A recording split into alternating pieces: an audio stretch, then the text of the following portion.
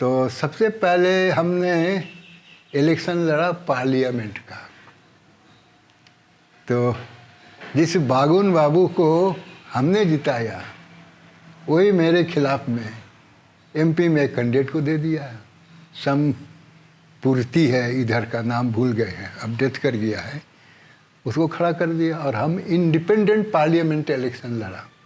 मेरे पास कुछ पैसा नहीं था, चुनाव लड़ा, आखिरी में वो जीत गया। शुरू में हम ही लीड करते आया।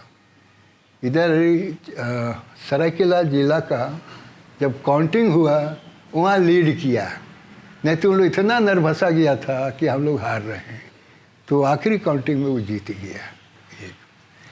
तब 1972 में हम इंडिपेंडेंट इलेक्शन लड़ा और हमारा सिंबल था घोड़ा छाप। मात्र हमने 1000 रुपया खर्च किया इलेक्शन में। कोकचो से 2 साइकिल भाड़ा में लिया, मेरे साथ और एक आदमी था।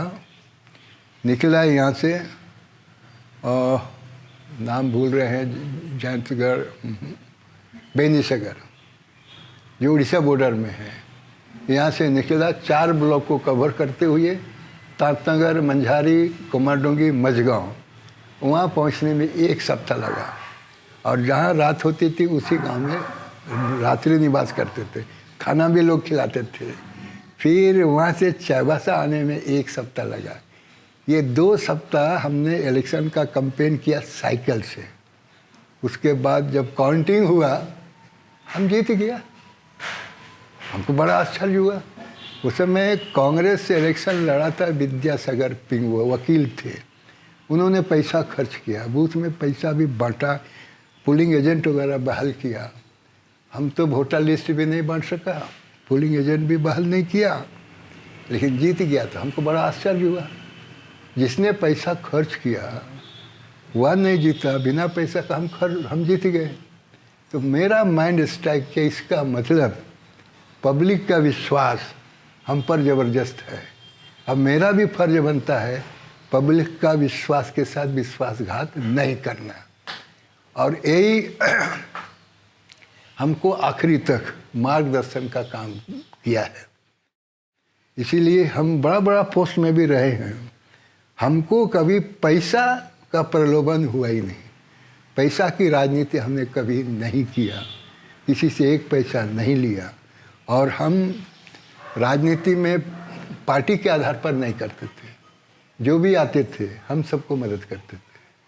सोचा कि हम तो उस क्षेत्र के प्रतिनिधि एमएलए हैं, उस क्षेत्र के जो भी समस्या है, जिसका भी हो, मेरे सामने आएगा मदद के लिए, तो हमको मदद करना है। हम भिड़ते थे।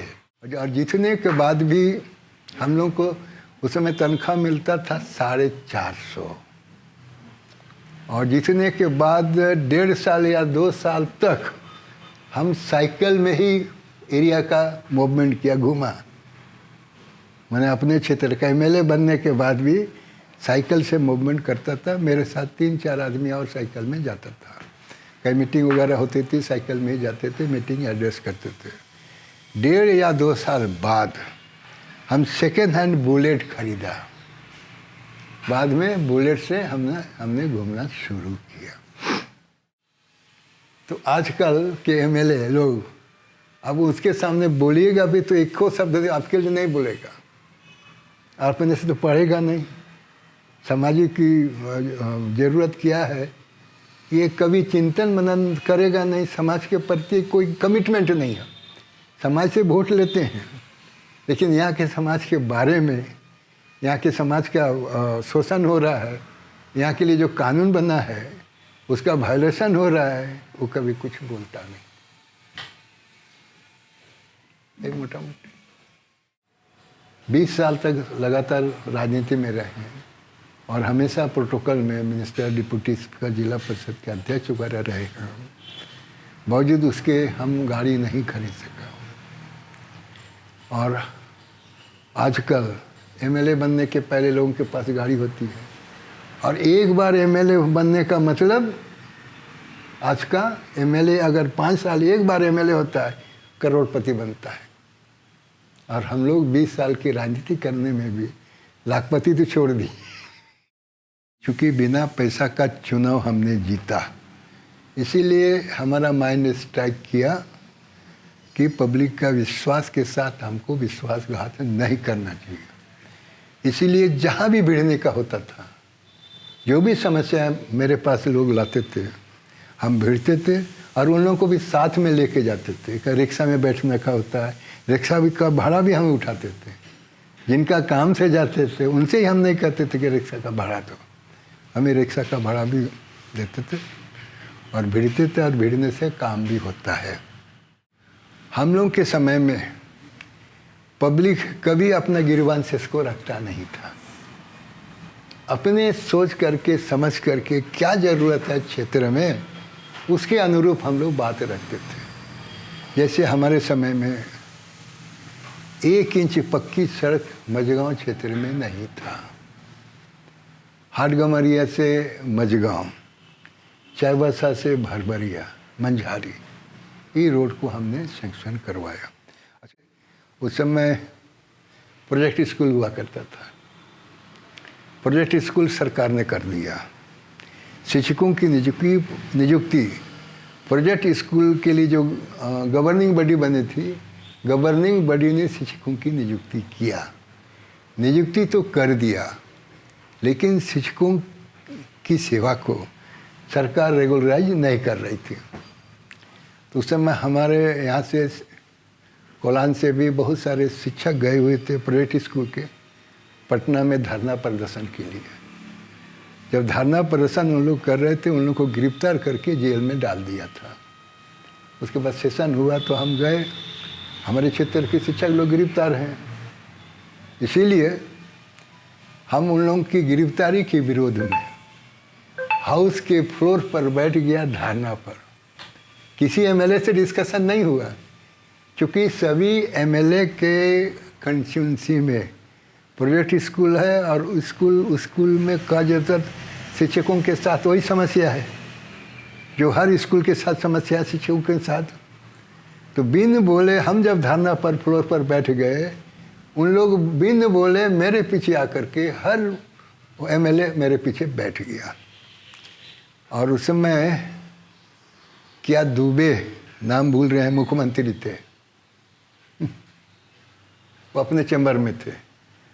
जब चैम्बर में थे, वहाँ तो लगा हुआ है ना अपने चैम्बर में, तो उस समय यह टीवी तो नहीं था, क्या रिकॉर्डिंग लगा हुआ था, हल्ला गुल्ला सुना तो चला आया बिनेश्वरी दुबे मुख्यमंत्री। तो हमसे बोला चंपिया उठो। हम बोला नहीं उठेंगे जब तक हम लोग की समस्या का समाधान नहीं होगा। बोला ठीक है, चलो जितने शिक्षक अभी कार्यरत हैं सबकी सेवा को हम भी नियमित करते हैं, रेगुलराइज कर देते हैं। तब हम लोग उठा, क्योंकि बिना पैसा का हम जीते। इसलिए मेरा जो माइंड स्ट्राइक किया कि हम पर इतना पब्लिक विश्वास किया, तो पब्लिक का विश्वास के साथ हमको कभी विश्वासघात नहीं करना चाहिए। इसलिए हम तो हमेशा प्रोटोकॉल में रहे हैं। और प्रखंड के प्रमुख, जिला परिषद के अध्यक्ष, 2 बार मिनिस्टर, 1 बार डिप्टी स्पीकर, 20 साल तक लगातार राजनीति में रहने के बावजूद भी हम अपने लिए गाड़ी नहीं खरीद सके, क्योंकि सरकारी गाड़ी मेरे पास हुआ करती थी। लेकिन जब 1995 में चुनाव हम हारा, और चुनाव भी कैसे हारा उसको भी थोड़ा सा हम बता देते हैं। जब हम डिप्टी स्पीकर थे और जैक का बिल को हाउस में रखवाने के लिए जो एमएलए लोगों से हम अपने विरोध में हाउस में धरना प्रदर्शन उन लोगों को कराया, ये अपने विरोध में हाउस के फ्लोर पे एमएलए को धरना प्रदर्शन कराने के 2 सप्ताह बाद हम कोमाडुंगी गए थे, अपने निर्वाचन क्षेत्र। वहाँ एक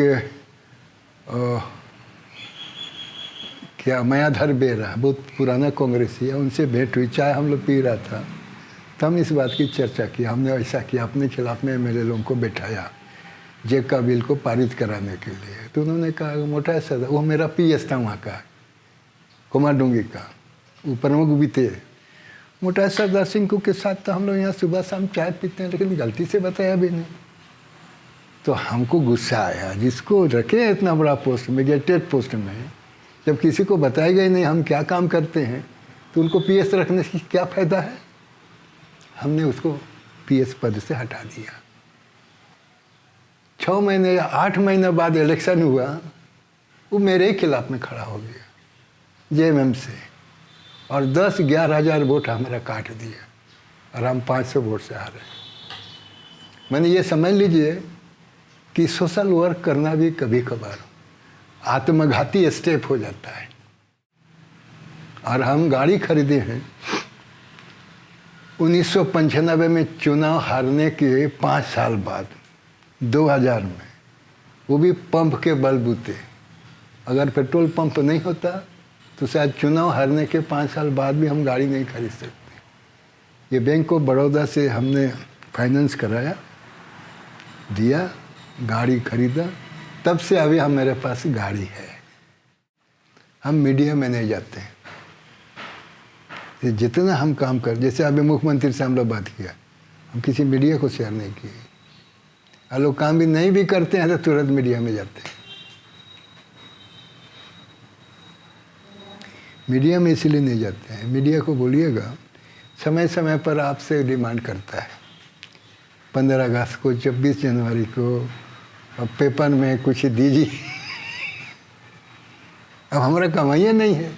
अब जिन लोग 2 नंबर का कमाई है उन लोगों के लिए तो कोई चिंता की बात नहीं है।